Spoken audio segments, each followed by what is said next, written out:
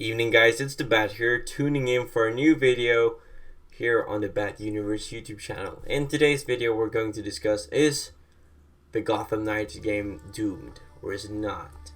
Here's my last predictions before the release of the game.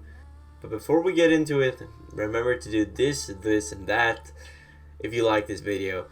But as I said, let's get right into it. Gotham Knights has been a game I've had plenty of mixed feelings about. It's a game that got me nervous but quite excited at the same time. The ideas of 4 playable characters is something I'm really fond of, and I think it's a good concept. I just think it's hard to make all these 4 characters feel compelling to the story and make these characters feel full-fledged, being their own and fit into the story.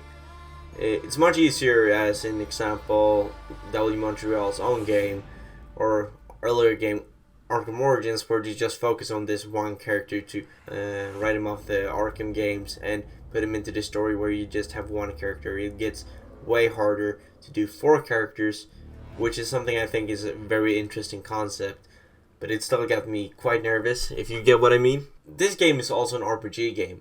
Me personally, I love RPG games, and I love the whole gathering and grinding and gathering materials type of thing for characters and to kind of build them up with the story.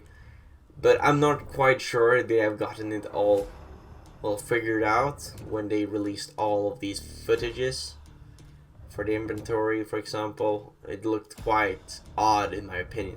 Some of you might remember that Gotham Knight went silent for almost a half year, from DC fandom in 2021 to spring of 2022. This was because a lot of fans had problems and wasn't really thrilled by the idea of villains and thugs having a level system, so you have to level up to beat certain characters. And they removed all this, and that's the reason they were quiet for such a long time. It's been hinted on, I think it was the guy who plays Dick Grayson in this game. We got confirmation of this by the showcase we got in 2021 and the showcases we've gotten during the summer of 2022.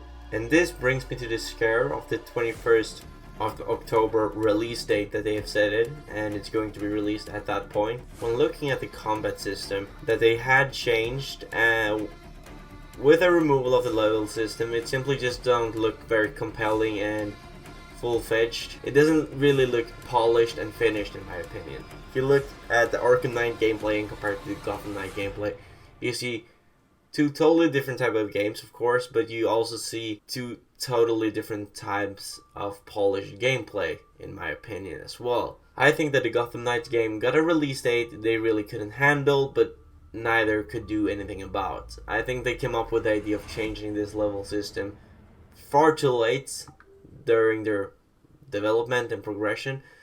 So when they finally decided to do so, they didn't have time to polish all the things that has to be polished. There's still plenty of things I'm excited for though. Renting bikes, fighting crime that progress with each and every night, and most definitely the fact that it's a populated Gotham for once.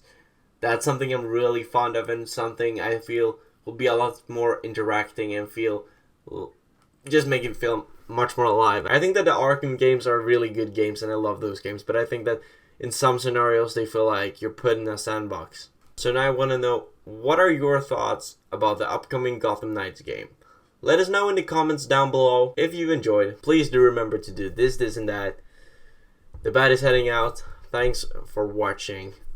Stay awesome.